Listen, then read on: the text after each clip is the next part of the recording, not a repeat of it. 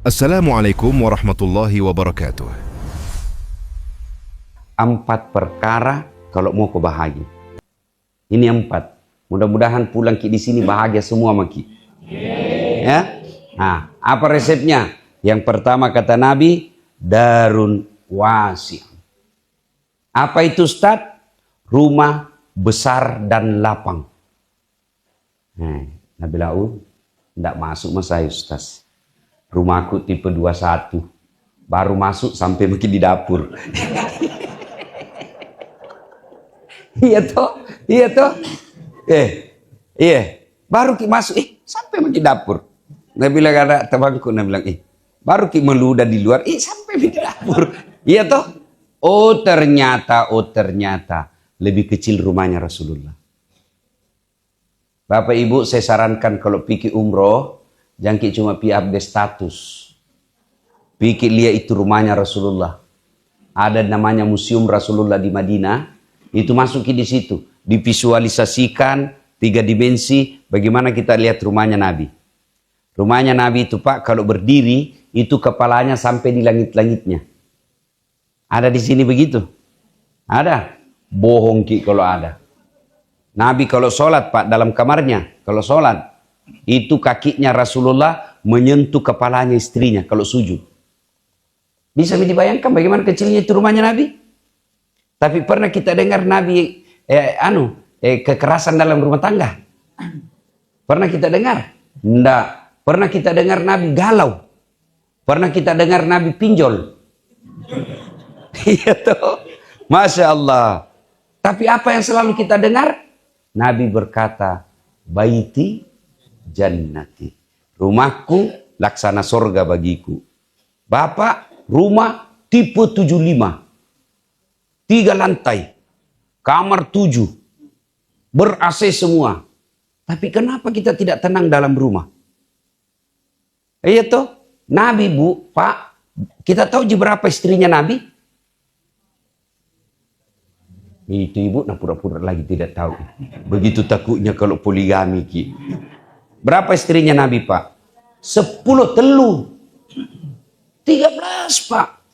Tapi tidak pernah itu kita dengar istrinya bertengkar gara-gara kamar. Tidak pernah kita dengar Nabi yang kecil rumahnya itu bertengkar istrinya. Tidak pernah Pak. Nah kita rumah besar, 1 istri, la haula wala quwata illa billah. Berarti makna ini hadis, makna majasi namanya. Majas, kalimat majas, kiasan. Apa maknanya? Boleh punya rumah yang lapang. Kabagus tong itu kalau rumah yang lapang Pak. Enak tong. Kenapa? Datang sepupu tak dari Pindrang. Kok tuh. Kok. Yasik ko iko. Iko anak upo. Tapi kalau rumah kecil, datang satu keluarga pusing maki di mana mesti dipimpan ini Pak. Nak kuasai rumah tak. Penting rumah, tapi makna di sini bukan sekedar rumah yang besar, tapi apa? Hati yang lapang. Biasa orang bilang, becuk-becuk mau jek bolana kesik tapi menyamang sik di bolana. Kecil rumahnya tapi enak dirasa. Kenapa? Bagus sifatnya orang punya rumah. Daripada sogi memang melupu bulana tapi pada dimakan lalki nerakai. Nah bilang besar memang rumahnya tapi kayak di dalam neraka di rumahnya. Berarti kebahagiaan bukan soal berapa kilometer, berapa meter persegi rumah, tapi selalu seluas apa kelapangan dadanya. Ibu bapak saudara-saudara sekalian, nih Pak Bu, bagaimana cara supaya hati lapang? Kata Allah, ala bizikrillahi tatma'innul qulub. Ketahuilah dengan berzikir kepadaku, maka hatimu akan jadi tenang. Loh, kenapa ada orang ustaz, ibu-ibu berzikir, pegang tu tasbih, kan canggih tu tasbih sekarang Pak. Ada namanya tasbih digital. Ya toh, kenapa balik kuliah itu ustaz, ibu-ibu pegang tasbih tapi menggosip. Subhanallah. Subhanallah. Kenapa? Berarti bukan sekedar lisan yang zikir, tapi yang jauh lebih penting hati. Orang Bugis bilang macinno ngatinna. Bersih hatinya. Kalau hatinya bersih, insya Allah lapang dadanya. Dan ini hati, Pak, menentukan keluangan dan kebahagiaan. Menentukan ini. Hati ini, Pak, itu sebabnya Nabi katakan dalam dirimu terdapat segumpal daging. Ada juga ulama mengatakan segumpal darah. Kalau daging itu sehat, darah itu sehat, gumpalan darah sehat semuanya. Kalau sakit, sakit semuanya. Ada orang besar rumahnya, tapi mapet di hati. Sereati. Besar rumahnya tapi semua orang tidak suka di kompleks. Padahal besar itu rumahnya.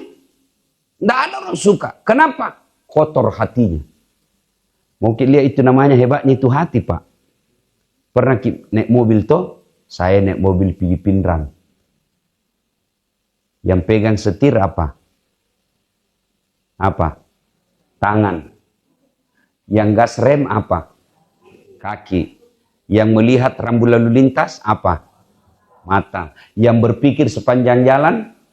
Otak. Tapi begitu ada tikungan, apa tertulis? Hati-hati. Jatuh? Tidak ada tertulis otak-otak. Rumah makan itu otak-otak. Iya toh? Di bandara. Yang menulis pengumuman, tangan. Yang melihat salah ketik, mata. Yang berpikir kalimat tepat, otak. Tapi ada pengumuman, apa nak bilang announcer? Perhatian, perhatian. Tidak ada bilang, perotakan, perotakan. Ini penting. Makanya kalau mau lapang hati, bukan dengan harta.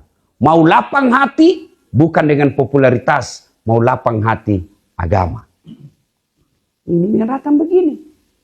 Agama itu membuat hati kita lapang. Kalau ada masalah, orang yang lapang hatinya, dia tidak akan jadi cemas.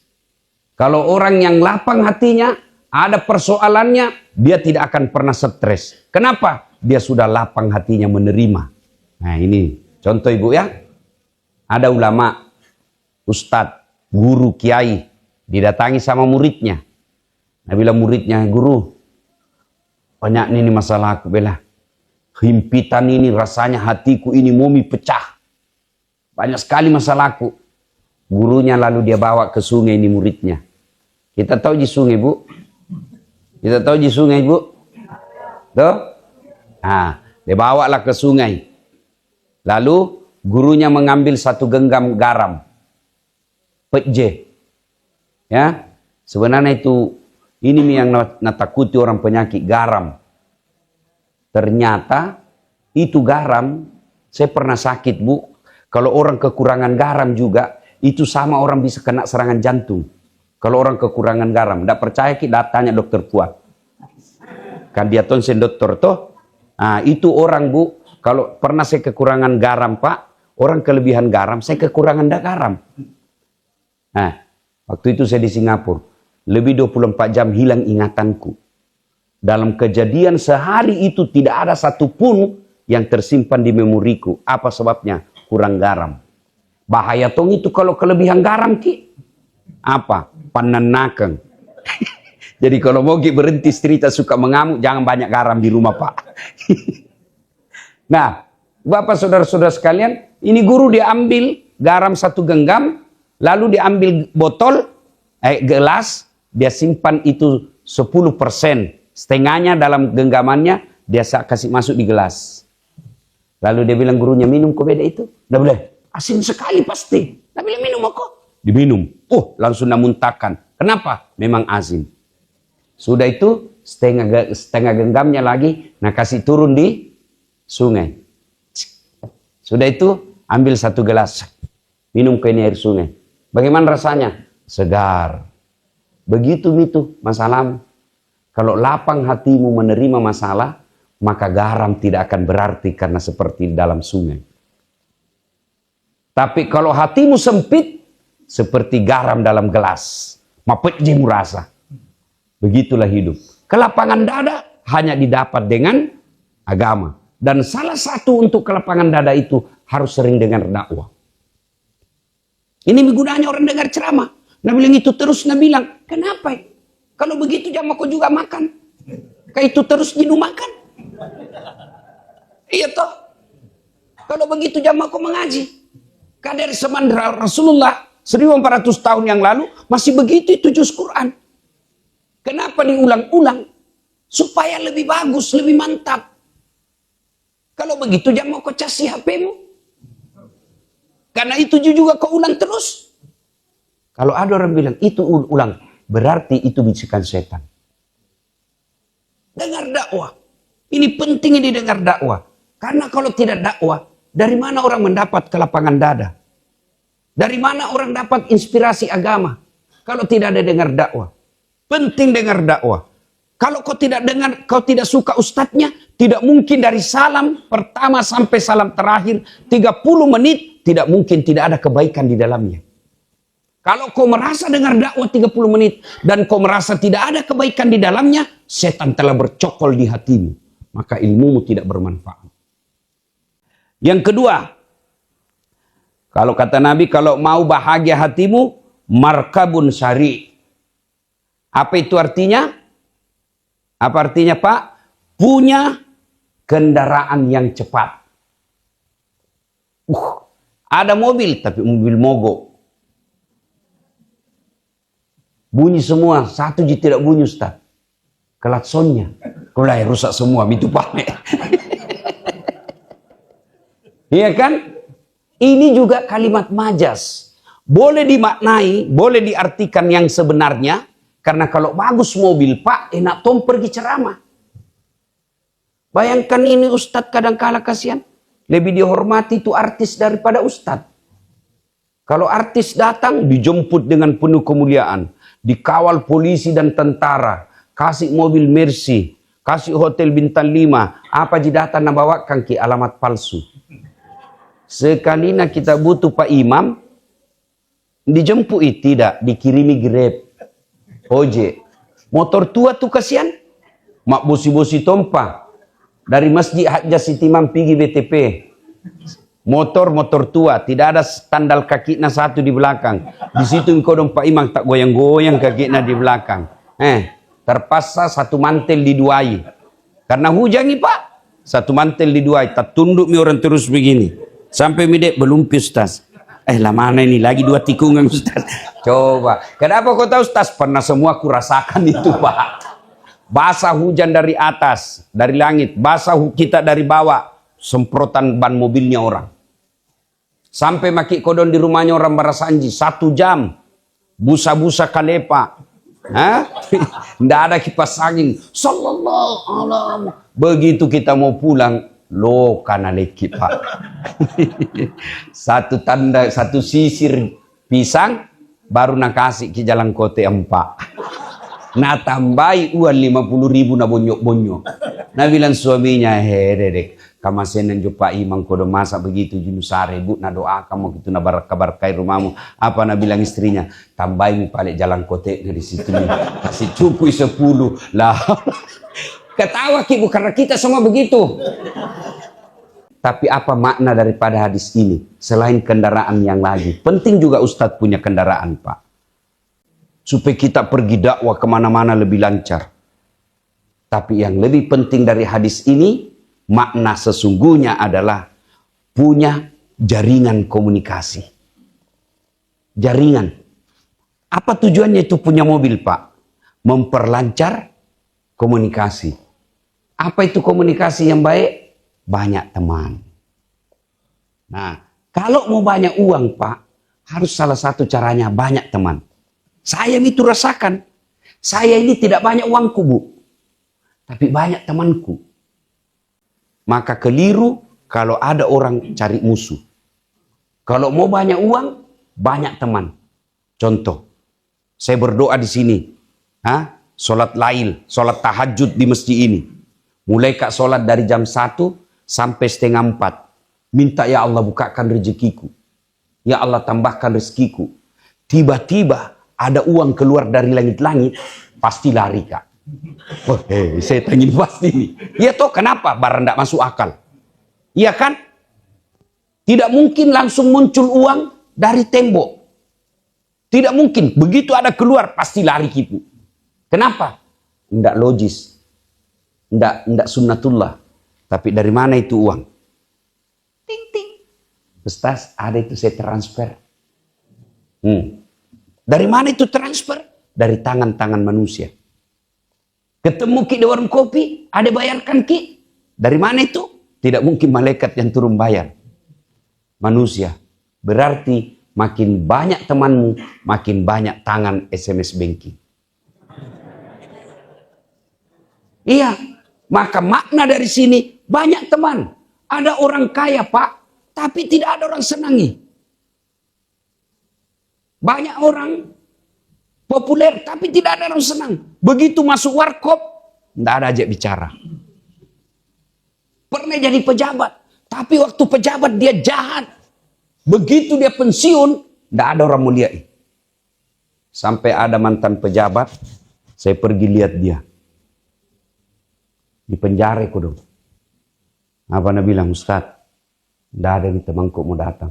Takut semua dikaitkan sama kasusku. Saya bilang, Pak, begitu memang itu namanya hidup. Jangankan manusia, kucing saja. Kalau nak tahu tidak ada ikan di rumah, tidak mau masuk Pak. Itu kucing. Apalagi manusia. Dia itu wali kota, gubernur, menteri, presiden. Apa karena dia hanya dihormati? Tidak. Apa yang dihormati? Nah jilat orang. Jabatannya, bukan orangnya. Berapa sudah wali kota bergeser. Begitu selesai wali kota, diperlakukan seperti biasa. Tidak lagi dibawakan handphonenya. Tidak lagi dibukakan mobilnya. Kenapa? Karena bukan orang yang dihormati, tapi jabatannya. Maka perlu cari teman. Terutama ini adik-adik sekalian. Banyak orang bagus jadi rusak karena salah pergaulan. Itu sebabnya Nabi bilang, kalau mau kau lihat dasat, mau kau tahu jangan kau tanya bagaimana sifatmu dasat. Lihat siapa temannya. Kalau di sekelilingnya pakai kepala talang, apa bahasa Indonesia itu pakai kepala talang? Penenggelam kapal. Iya kan? Maka hampir bisa dipastikan begitu juga sifatnya. Air tidak akan pernah menyatu dengan minyak. Sifat batil pasti akan susah bergaul dengan orang yang baik. Dan orang yang baik, orang yang tadinya tidak baik, karena berteman dengan orang baik, bukan orang baik yang datang ke orang jahatnya. Ada begitu, ada. Ada yang selamat, ada. Tapi 0,00%. Coba lihat. Ibu-ibu, tahu kulit kambing? Itu kulit kambing menjadi mulia karena dia menjadi pembungkus Quran. Lihat itu Pak. Ya, kulit kambing dikasih jadi bungkus Quran, dicium dulu. Tapi coba kalau kulit kambing saja. Mau kiciumi? Nggak mau Pak. Tapi karena ada Quran, dia menjadi mulia. Dicium dan disimpan di atas ketinggian. Sebaliknya, kulit kambing ketemu drum. Jadi gandang. Subuh-subuh diambali Pak. Ya toh? Salah memilih teman. Hati-hati milih teman. Kadangkala kita baik, teman kita bisa menjerumuskan. Yang orang istilah dari dulu saya kesil. Kasihan itu anak. Kenapa? Salah pergaulan nih kasihan. Maka hati-hati. Ibu-ibu juga. Hati-hati kita milih teman gaul. Kalau kita ikut majelis taklim yang pagosip, lambat laun jadi pagosip juga. Ada majelis taklim begitu? Ada. 30 menit dengar ceramah, 2 jam gosip. Biar sumbangannya kuenya orang nak gosip tong. Menyumbang Tommy baru 3 ji. Daripada kau ndak ada. Nabi bilang, pasti ndak ikhlas ji. Lebih hebat lagi tuh. Urusan hatinya Allah dengan Allah dia mau tahu. Ada memang karakter begitu. Kalau ada karakter begitu Bu, bukan kita memutuskan silaturahim, tapi kita tidak mau tertular dari penyakit yang busuk itu. Ya, nah perlu teman yang banyak. Coba kita lihat pertemanannya Umar dengan Abu Bakar Siddiq. Abu Bakar Siddiq dengan Umar. Ini Umar bin Khattab melapor sama Nabi. Ya Rasulullah, saya tidak tahu ini. Kenapa ini Abu Bakar,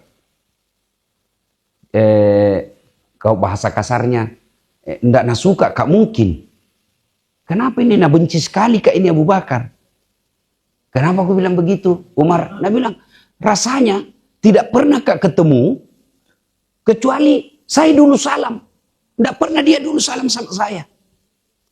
Kayaknya dia marah sama saya ini, kata Umar. Selalu saya bilang, Assalamualaikum warahmatullahi wabarakatuh ya Abu Bakar. Tidak pernah dia dulu ikat salam. Lalu Nabi balik kepada Abu Bakar. Betul itu Nabi bilang, Abu Bakar? Iya ya Rasul. Kenapa? Dia bilang, saya pernah mendengar Rasulullah, siapa yang bertemu sesama muslim, dan siapa yang duluan memberi salam, istana sorga baginya. Saya mau Umar yang miliki itu istana dalam surga. Menetes air matanya Umar bin Khattab. Nabi bilang, baik memang tongko pale kau Abu Bakar.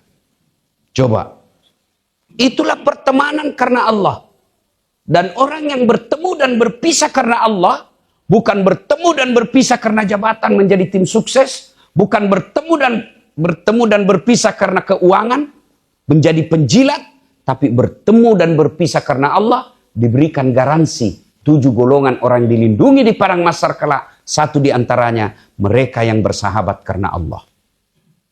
Nah ini biasanya kalau di rumah masjid ini seperti ini kan, kita bertemu berpisah karena Allah, menjadi pengurus masjid, bukan karena ada uang mau kita tunggu, tapi karena betul-betul karena cinta fisabilillah untuk mengurus agama Allah. Inilah yang kedua. Ustadz, saya mau nanti terang kuburku. Bayar kami listrik na masjid.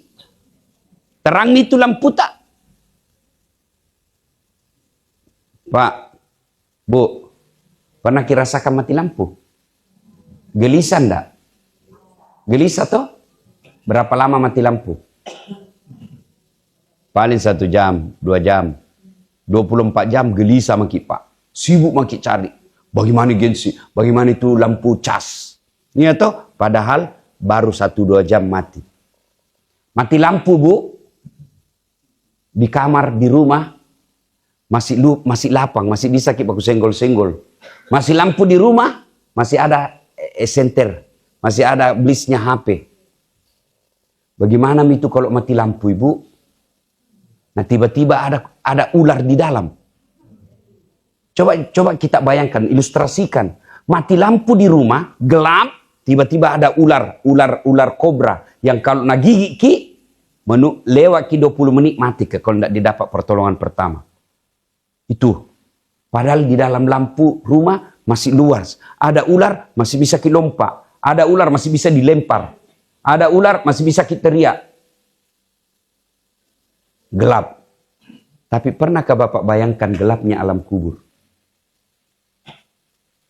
Itu mati lampu 1 jam Pak. Masih bisa kilompak-lompak. Di kubur Pak. Tidak bisa ki goyang-goyang. Bukan kuburan yang kita tempati, bukan lubang kubur, tapi liang lahat. Beda itu lubang kubur dengan liang lahat. Kalau liang kubur, yang besar-besar ji. Mungkin 70 meter lebarnya, panjangnya 2 meter. Itu bukan itu tempat Pak. Apa tempat? Itu digali lagi kecil di dalam. Dipasuruk ki. Itu di tempat itu yang pas-pas di badan. Baru sudah itu supaya tidak goyang-goyang ki Pak, dikasih papan. Yang banyak goyang di situ. Ya toh, dikasih papan, sudah itu ditimbun lagi tanah. Orang nak bilang kasihan sama kita, tapi nainjak-injak gitu. Menangis sih sambil nainjak-injak. Tapi nainjak-injak. Pada saat itu gelap. Hujan. Datang mi cacing. Nah bilang cacing, seandainya kita dengar yuk, cepat mau pulang pengantar, cepat mau miku masuki telinganya. Coba kau pulang mau hancurkan perutnya. Apa yang bisa nolong kita? Bukan lampu merkuri. Apa? Sedekah. Maka bapak-bapak yang sudah tua ini Pak. Kalau ada bisa kita sedekahkan Pak. Nah, anak kita sudah pada kerja. Jual kita sedekahkan. Anak sudah pada jadi. Sampaikan, nak, mau tau gak saya nikmati ini uangku. Sudah mau kasih kuliah. Kau belum kerja, urus mi dirimu. Masa saya sudah kasih kuliah kok, saya lagi carikan ku kerja. Sudah, saya sudah kasih kuliah kok. Ini ada rukoku mau kak juali. Supaya terang-terang tong kuburku. Saya jual ini ruko. Ada itu, bangku masjid di kampung. Ini harga rukoku 2 miliar. Jadikan ini masjid di kampung. Itu mi hartata yang betul-betul kita miliki. Itu cincin cinta, Bu. Emas tak? Hah? Kalau mati kita kira anak tak pakai. Bukan. Istri kedua anak suami tak. Ketawa memang kok. Iya. Sedekah. Itulah yang akan menjadi penerang. Siam ini dok. Habis mi kapan nih? Mau pergi kerja? Hah? Hah? Open sium nih. Satu lagi, ya, yang akan membuat kita bahagia. Ya. Saujatun soleha. Istri yang soleha. Istri, menurut hadis ini, istri yang sudah cantik, soleha lagi. Daripada jelek, kurang ngajar. Kalau ada istri tak sadar cantik, baik agamanya, kalau belum mati, jangkit kuburi. Itu contoh.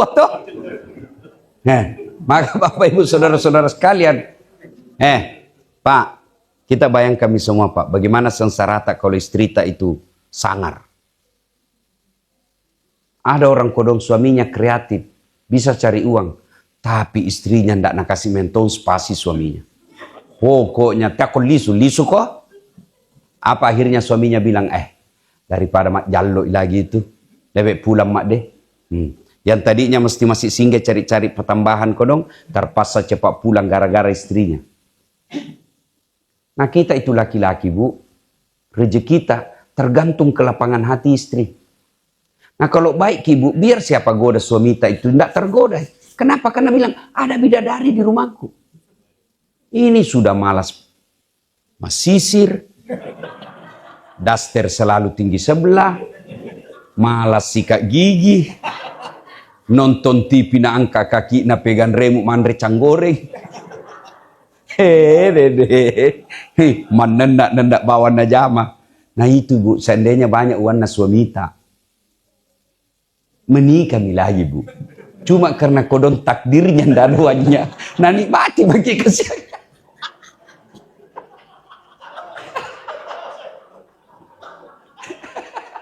Apa boleh buat? Tidak ada pilihan. Itu lutun itu nih kesian. Iya Pak. Maka orang mau bahagia itu rumah tangga kuncinya Pak. Istri. Tapi masalahnya kadang-kadang ini ibu-ibu bikin status. Istri kan tergantung suami. Jangan bilang tergantung suami. Kalau tergantung suami, Bu. Bu. Kalau tergantung suami, dengar. Kalau tergantung suami, Bu, itu masuk neraka itu istrinya Fir'aun. Kurang apa itu jahatnya Fir'aun. Tapi Nabi bilang, istrinya Fir'aun nanti masuk surga. Kalau tergantung suami, Bu, masuk surga itu istrinya Nabi Lut. Karena Nabi suaminya. Tapi apa? Istrinya Nabi Lut masuk neraka. Jadi tergantung Ibu. Maka Ibu, jadilah istri yang soleha. Saya ini rasakan Bu. Kita kira saya jago ceramah. Karena saya Pak, salah satu sebab boleh dikata 70% karena istriku baik. Mana bisa saya ceramah kalau istriku teror Kak? Hah? Mau naik ceramah langsung na WhatsApp Kak, pulang kok. Tunggu dulu saya mau kicap, pulang kok. Malu Ki, pulang kok. Kenapa? Kesetrum anakmu. Langsung makin lari Pak. Iya toh. Kenapa kita bisa datang jamaah? Karena ada istri tak jaga anak. Kenapa kita pergi bisa jalan-jalan minum kopi? Karena ada istri tak urus. Jadi itu ketentraman hati besar pengaruhnya istri. Ada orang setia sama istrinya meskipun tidak punya anak, setia sama istrinya, meskipun tidak cantik, tapi aku bilang memang habis mi waktu. Nah, Bapak Ibu, saudara-saudara sekalian, insya Allah lain waktu dan kesempatan kita. Ayo bawa resep ini bahagia. Bawa resep ini. 1, hati yang lapang. 2, cari teman yang soleh. 3, ada harta sedekahlah. 4, pasangan itu perbaiki. Kalau ini kita lakukan, insya Allah bahagia di dunia, bahagia di akhirat kelak. Kalau bahagia hanya milik orang kaya, tidak ada orang kaya yang cerai. Kalau bahagia hanya milik para pejabat, tidak ada pejabat masuk penjara. Kalau popularitas membuat orang bahagia, tidak mati tersiksa Marilyn Monroe. Kalau harta membuat bahagia, tidak ada senyum dan tawa di rumah orang kontrakan dan fakir miskin.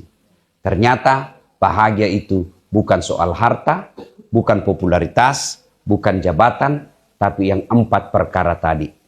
Semoga Allah memberikan kemampuan kepada kita untuk melengkapi apa yang kita ketahui pada pagi hari ini.